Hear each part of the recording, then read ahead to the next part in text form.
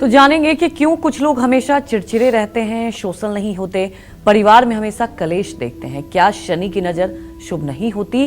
क्या इसके पीछे कुछ और भी वजह है? ये जान लेते हैं। बताएं पंडित जी।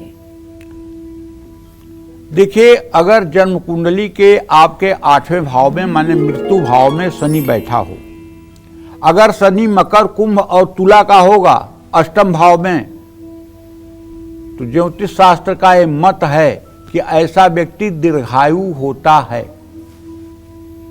चाहे जितना उसकी कुंडली में खराब से खराब योग हो जीवन को लेके।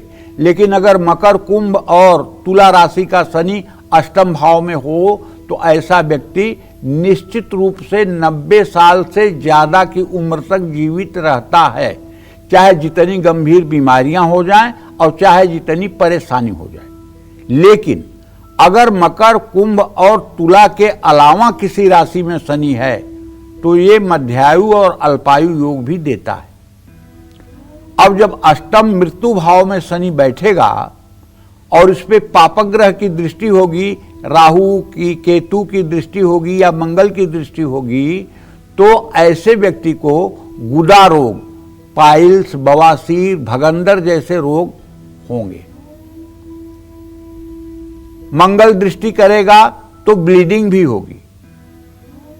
तो कहने का आशय यह है कि शनि अष्टम भाव में चिड़चिड़ा भी बनाता है और शनि की दृष्टि एक तो दसम भाव पर होगी, आपके पैदा होते ही आपके पिता की नींव हिल जाएगी, और दूसरे शनि की दृष्टि जो होगी वो द्वितीय भाव पर होगी।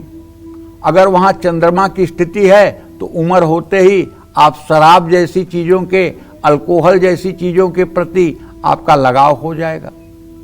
और तीसरी दृष्टि पंचम भाव पर होगी, मतलब संतान से लेकर के भी दुख मिलेगा, पूजा पाठ में मन नहीं लगेगा, आप समाज में घुलने मिलने से बचेंगे, लोगों की नजर बचाएंगे।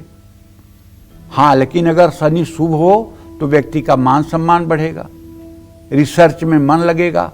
8वें भाव में बैठा शनि कुंडली के 10वें, दूसरे और 5वें भाव पर दृष्टि डालता है। 10वें भाव पर शनि की दृष्टि भ्रम में डालती है, करियर तय करने में व्यक्ति को मुश्किलों का सामना करना पड़ता है। लेकिन अगर दसम भाव में मकर, कुंभ या तुला राशि है और शनि देख रहा है तो ऐसा व्यक्ति आईटी सेक्टर का बड़ा इंजीनियर भी हो सकता है। ऐसा व्यक्ति बहुत तकनीकी जानकारी वाला हो सकता है, रिसर्च करने वाला हो सकता है।